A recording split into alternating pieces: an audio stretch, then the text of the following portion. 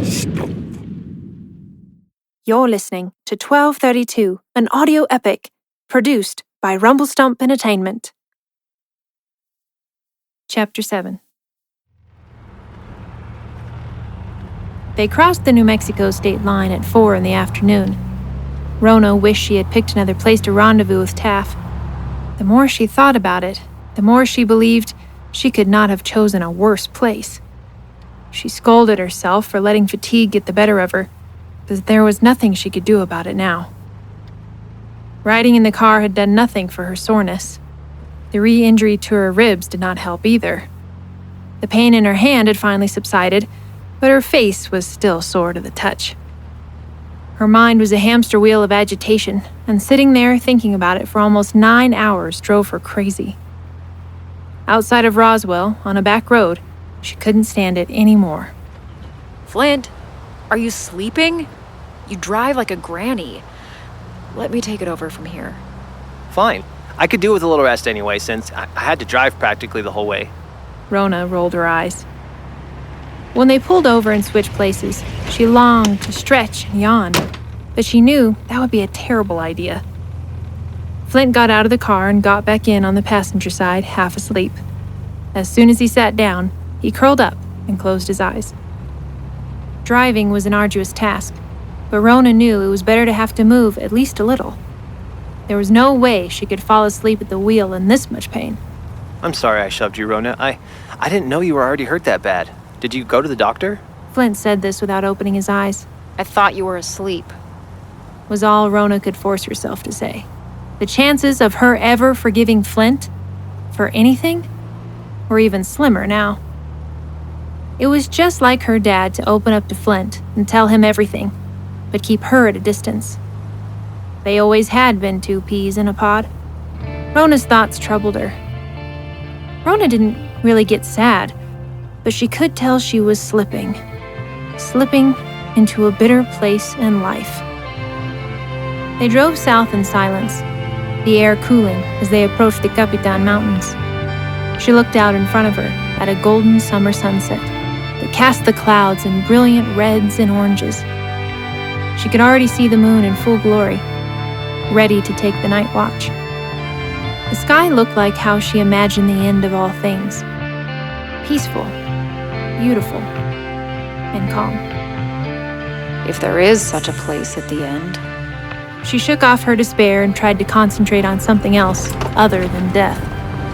The Coronet was not the ideal off-road vehicle, but it had to get them there. Once on the other side of the Capitan Mountains, Rhona felt sure they could make it somewhere safe for the night. She would figure it out. She turned down an empty dirt road, heading for White Oaks, the old New Mexico ghost town, where she had told Taff to meet her. The only reason Rhona remembered this route was because she had studied it, like all of Eclipse, as an alternate route for their routine trips to and from the Lincoln National Forest, where they sometimes trained. There were dozens of other ways to keep out of sight, but this car could not have managed them. The rough road kicked up a thick layer of dust. An expanse of grassland and sky lay out in front of her as she came around a curve, facing a colorful backdrop of clouds, broken only by the dark shapes of the Patos Mountains. The red clouds changed to a soft silvery blue, and the landscape was illuminated entirely by the full moon. Over to the east, thunderclouds in the distance raised their heads high into the stratosphere, glowing deep in their bowels from lightning that popped in the night sky. They were too far away to hear the thunder.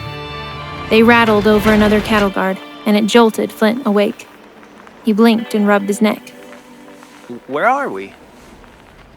On the way to White Oaks. Oh, this is like the middle of nowhere. Are you sure we're on the right road? He gazed at a herd of black cattle around a windmill as they clattered past them. Yeah, we're close. So just stay with me and do what I tell you, all right? If you'd rather fend for yourself with the FBI, then I'll let you out right here. You won't have to walk far to Capitan. It's only 18 miles to the south. Rhona said this, knowing they probably were not even remotely interested in Flint. It amused her, though, to see him so worked up about it, all the while knowing how much real trouble she was in. Don't worry about FBI? Since when did we... You never told me your side of the whole mess. Rhona, you've got me mixed up in all this. All this time, I thought it was me. Rhona interrupted him before he got hysterical. They want me because I work for Black Dagger. You wouldn't understand if I told you, so just drop it, okay? You work for Black Dagger? Oh, I can't believe this. This is too much. You work for... Oh, why didn't you tell me? You mean you're a mercenary? Flint looked at Rhona with a bewildered expression. He was actually speechless. Everything he knew about Black Dagger now raced through his mind as he tried to imagine his sister fitting into the picture. Rhona didn't try to apologize for it. It rubbed her the wrong way how Flint looked down on her anyway. And now she felt the inexplicable urge to vindicate herself. I've only been with them for a little while. She failed to come up with anything more than that for the moment and gripped the steering wheel tightly, out of pure frustration. So you know where Dad disappeared? I mean, do you know about that? Flint's question was sincere. He was thinking less about Rhona and more about his quest for the time being. If Rhona knew anything, she had no right to keep that information from him. No, I didn't know Dad was connected to Black Dagger until you said that yesterday, I swear. Rhona threw her hand up. Why do I feel like I'm on trial here? Rhona wondered to herself. She didn't want to admit it, but if her dad had crossed Black Dagger, he was probably dead. And she would feel truly guilty for working for her father's killers. She subconsciously carried enough guilt for how out of control her life had become. This was just one more thing to add, and it somehow made everything else heavier. There's just no hope for me, is there? What's done is done. Can't change it. This is just the way I am. Well, Rhona, I need you to say something. Tell me how you fit into all this. Look. Right now, Flint was willing to set aside his enmity against Rhona. Start at the beginning. Tell me everything you know about Black Dagger. It might help me find Dad if you'll just... Please, for the love of Pete, help me out. If you care anything about Dad, even just a little, you'd at least do this for me. Flint implored her further by holding out his hand.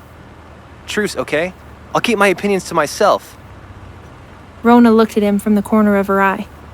Truce meant nothing to her, except perhaps that Flint might stop annoying her. At any rate, she no longer worked for Black Dagger. Not after Lewis took her money.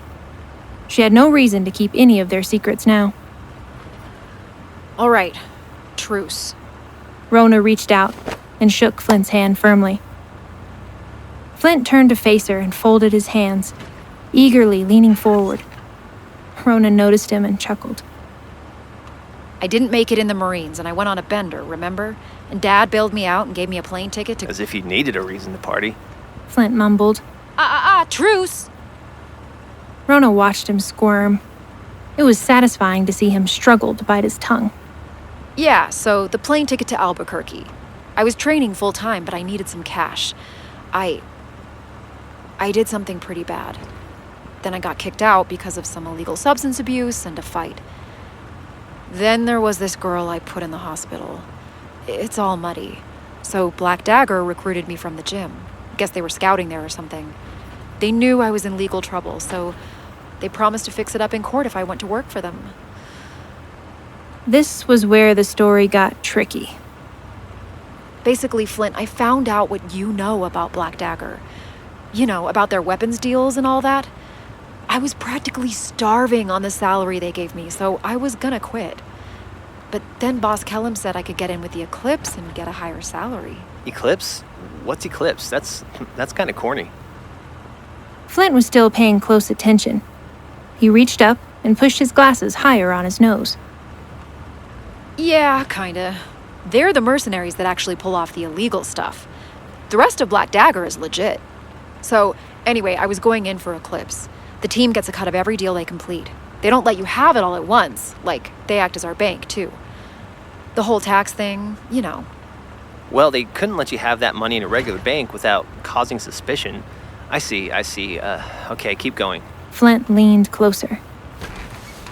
Commander Lewis runs Eclipse.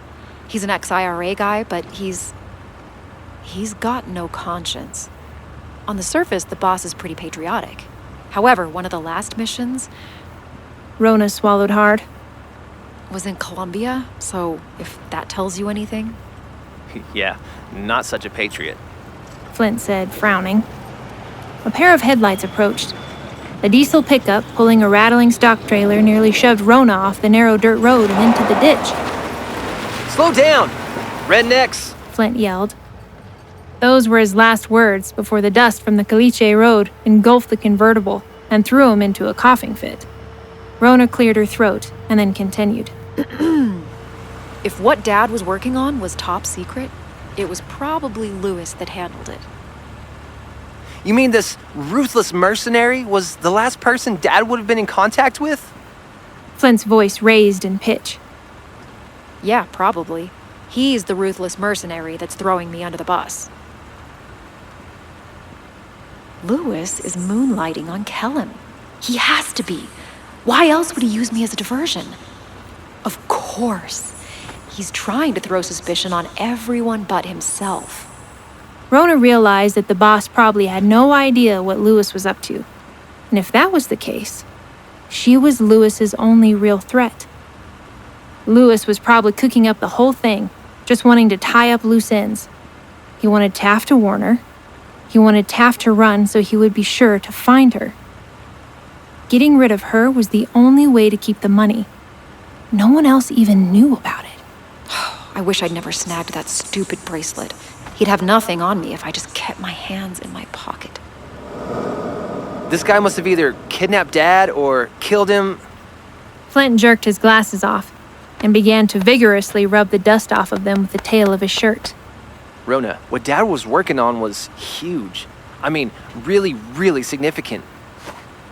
Rhona didn't answer, and Flint took that as an invitation to explain further. You see, scientists speculate on whether there's a real possibility of interdimensional translation, or, well, you could call it time travel. According to ancient astronomy records I've studied, after sorting through the myths and all that, I've pinned down the approximate years of a meteor shower. It hit Earth in AD 800 to 830. A decent-sized meteor storm hit the northern hemisphere. Some fragments landed in North America and Britain. But I'm guessing most of them ended up in the Atlantic. Flint's words tumbled out. Now, Dad's research was on this material that the space exploration had found. These little shards were picked up on the moon, and their magnetic properties were unique and distinguishable from other similar particles, but the same as some found on Earth. Dad postulated it must have either come through another dimension somehow, or that it was from the explosion of an unidentified mass that's undiscovered in space so far.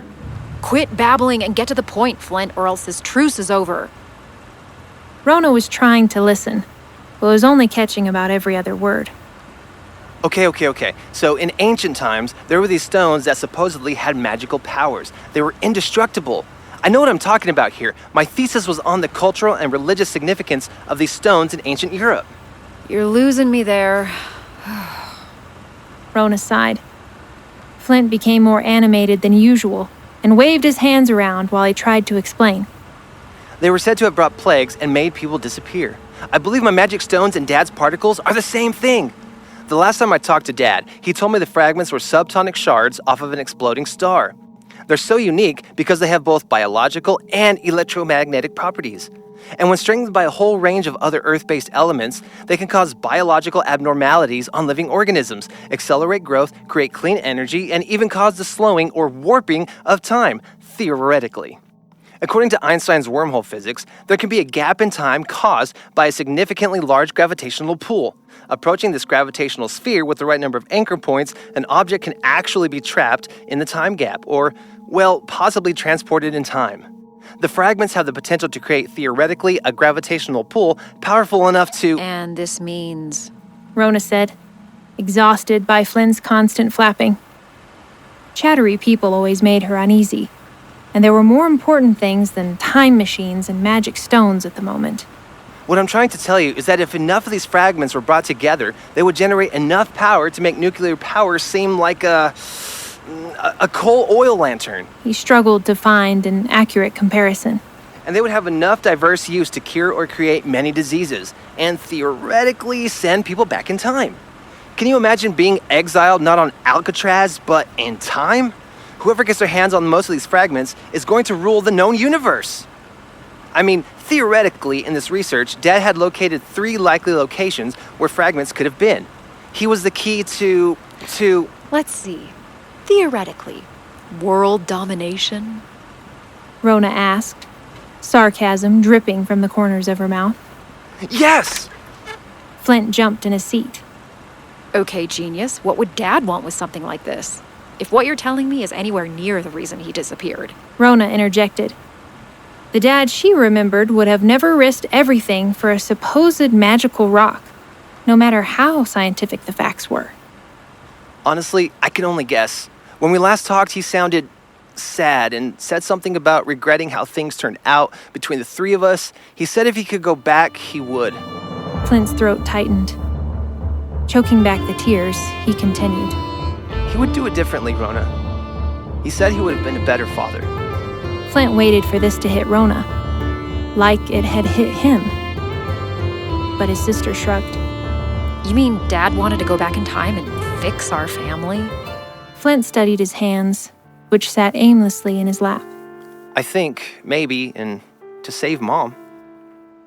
Flint fidgeted. Rhona bowed up, her hands clenching the steering wheel. A wave of anger swept over her, and in an impressive feat of self-control, Rhona responded, hoping to drop the subject of their parents altogether. Dad was always selfish, just like Flint. She thought before she spoke. Give me a break, Flint. You expect me to believe this? Rhona looked down her nose at Flint, who realized he had accidentally unbuckled his seatbelt and was jerking at it to get it back on. All I'm saying, Rhona, is that... He tugged at the belt until it came free with a mighty yank. If Lewis is the guy you say he is, and Black Dagger is really what you say it is, then it makes him responsible for whatever happened to Dad. He fumbled with the buckle of the seatbelt. And I'm going to find that out. And we're... dear! Rhona saw it too, but she could not prevent the inevitable collision. Get down! She yelled at Flint, who was already doubled over on the floorboard. Instead of slamming on the brakes or swerving, which would have flipped the vehicle, she stomped the gas pedal. They hit the buck broadside, going about 60 miles per hour.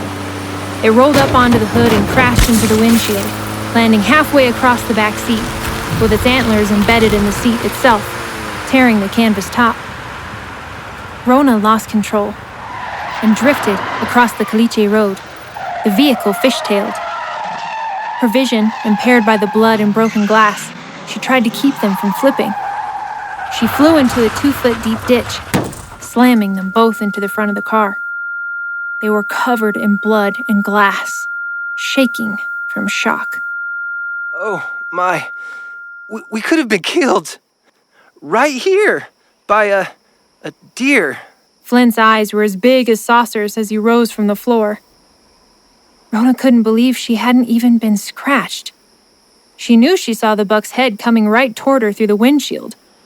I think we just cheated death, she said breathlessly, looking over the deer's twitching hind legs at Flint's face.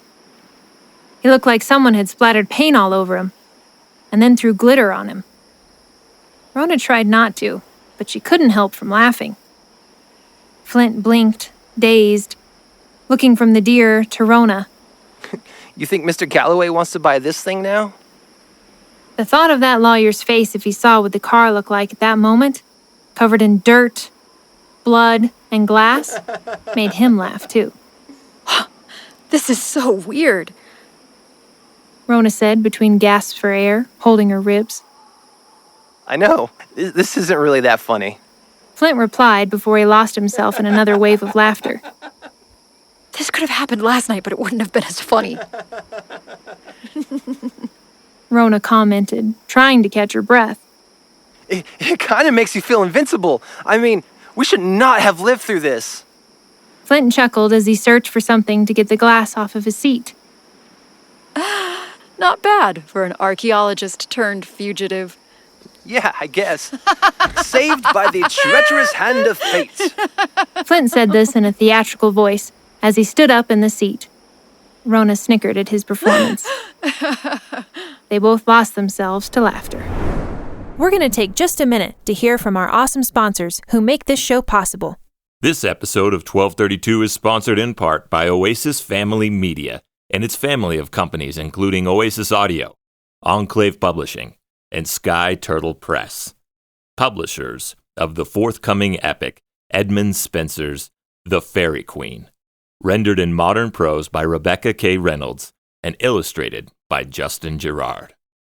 For more information, visit fairyqueen.com. That's fairyqueen.com, or find the link in the description below. Hello, 1232 listeners. This is Callie Sue, and I'm excited to tell you about Dramify, the ultimate platform for creators and fans of audio dramas. With oodles of genres, hundreds of shows, and thousands of episodes, Dramify is your go-to streaming service exclusively for family-friendly audio dramas. Whether you're a devoted listener or a creator of a family-friendly masterpiece, Dramify has something for you. And guess what, 1232 listeners? You can now enjoy 1232 on Dramify. Just go to dramify.com/1232.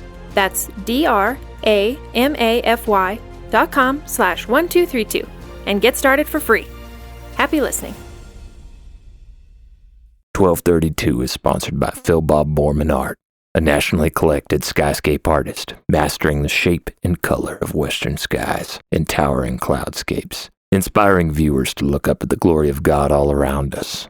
Phil Bob Borman is represented by Insight Gallery, Fredericksburg, Texas, Legacy Gallery, Scottsdale, Arizona, Caudry Gallery in Whitefish, Montana, and the Museum of Western Art. Contact for available paintings or commissions at philbobbormanfineart.com. And now, back to the show. Taff drove out of the small town of Carrizozo on the highway to Corona that ran alongside the railroad tracks. As he drove, the sun sank behind him, warming the high desert air with lavish colors scattered over the mountains. He took the White Oaks turn at the same time a train rolled across the road. He stopped the Jeep and killed the engine to save fuel. One by one, the rail cars clacked in front of him. He recalled his first encounter with the train. Nothing made sense then, in the beginning, when Lewis and Eclipse were taking him back to Black Dagger as a prisoner. Prisoner was the wrong word. It was more like a slave. The mystery to him had always been how he had suddenly come here. Looking back, he realized that the shock of arriving had thrown him off guard. If it had not been for that, Lewis would not be alive today. One minute, he had been in a rage, tracking his brother down to kill him for jeopardizing his life and livelihood. That reality seemed so far away now. But he remembered a flash of light and then the feel of New Mexico soil underneath him as he landed painfully on his side. The voice he heard was not his brother's, but Lewis. Taff looked down at his hands and then up at the moon. The moon had been full at home the night before he left, too. It seemed strange how the same moon and the same sun could have shined in both his old world and this one. He sighed, staring at the train. Taff remembered more. He had barely gotten up before they came at him. All he knew in the moment was that they were trying to kill him, and he had fought them all until the Irishman shot him in the leg. Gagged and handcuffed, they had taken him to the Black Dagger complex. Instead of terminating him, they made him an asset. He was a natural-born soldier. With nowhere else to go, he stayed, knowing he had never been free to leave. And over time, in the strange new world, he grew accustomed to it, and his captivity became comfortable. The cage started to feel like home. Before he met Pastor Reuben, he lived to work. Peace only gave him time to think, and his thoughts were too painful to endure. Before he gave his life to Jesus Christ, Taff ate, slept, and breathed hate and revenge. He had given up trying to return home until he read the words of Christ in Luke 18:27. What is impossible with men is possible with God. Since that moment, some inexplicable hope had grown in him that somehow he would get the chance to make it right with his brother before he died. if he did nothing more on this earth, he had to let his brother know he forgave him. He had to ask for forgiveness. The last train car passed, and the crossing bar was raised. Taff made his way toward the hills where White Oak sat, abandoned by all but a few hippies, nomads, and Western gangsters, not wanting to be found at the No Scum Allowed saloon. He drove down the one street, slowly, to have a look around. The best place to wait for Rhona would be behind the dumpsters at the edge of town, where the pavement ended and the caliche dirt road began. As he rolled past the saloon, the hairs on the back of his neck rose. He was being watched. He drove on by and glanced in his rearview mirror. It was only for a second, but he was sure he saw Lewis standing outside the saloon. How did he find me? Taff was certain Reuben would not have told him, no matter what threats had been made. As he drove out of town and onto the unpaved road, he slowed down. Glancing back again, he saw a truck come onto the street behind him. He went on past the dumpster as if he were going further and watched the headlights follow him, then disappear. Taff didn't know what to make of that. The damage had been done, though, because Lewis was somewhere on the road between him and his rendezvous point. If he stopped, Lewis might catch him, and he could not turn around and go back. The only thing to do was to gain enough distance to duck off on a side road and lose him. Taff sped up, leaving a thick cloud of white dust rising in his wake. As he drove, he prayed, asking for the hand of God to intervene, somehow.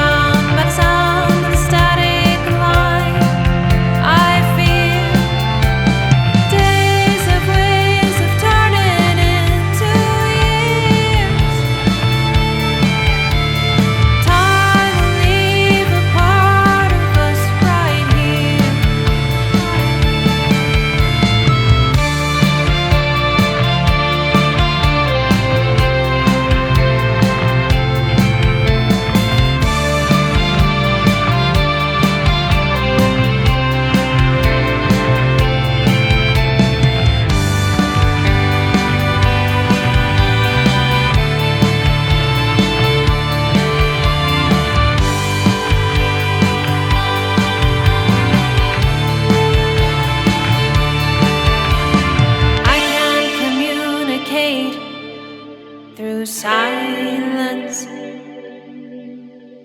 I can't translate words that just aren't there. Seems my tongue's tied in a knot, and visions have all been locked. Now there's a tangled mess, a hidden key somewhere.